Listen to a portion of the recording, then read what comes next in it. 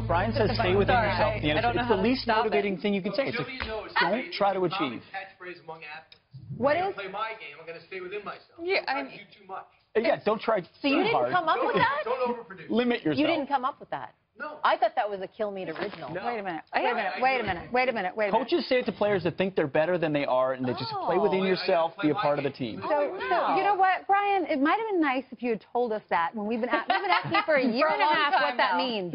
Oh, really? And you've never explained it. Because I'm always leaving when you say That's true. No, I'm like, what does that mean? And then he just leaves. What does that even mean? Stay within yourself. Janice asked, and she seemed sincere. Everybody else mocks me.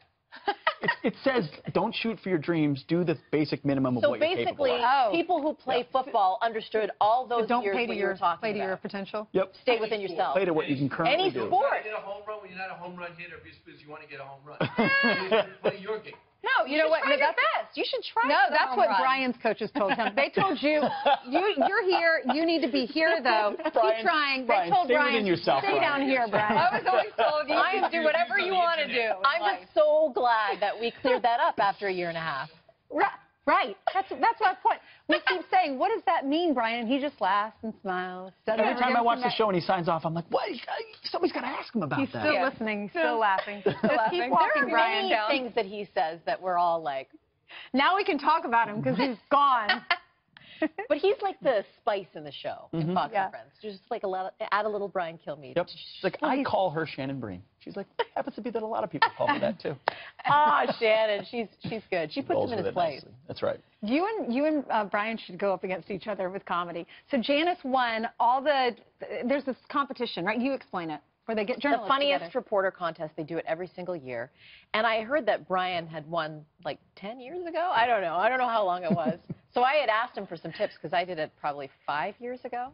And we both won. And I did my whole routine on being a weather person. The weirdest places I've ever been asked about a weather forecast, some of the interesting terms that we use in weather. Yeah, like what are some of the valleys? They'll always talk about over the so-and-so valley and over the... Right, no, these were sort of like questionable terms that you could be like, is that like sort of like...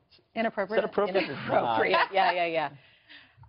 Things that I can't really say right now. Is there a videotape of this? There is videotape of it. Is it on YouTube? Oh, God, no. Can we find it? No. I mean, there was no swearing or anything like that, but, it was a little risque, in a comedy club. Okay. I will say it was one of those moments where I was like, this is hard. Because you prepare for it for a couple of weeks. And I had a comedy mentor. I actually had a comedian was helping me. And he said, take a notebook with you everywhere you go. And if you think that something's funny, write it down. So I would do that, but obsessively, and I would say to my husband, we'd be driving around, like, is that funny? Should I be writing that down? And it got to the point where I would, be dreaming of something funny, and I would wake up and be like, oh, is my notebook here? And I would write stuff down. You just get obsessed about things that might be funny.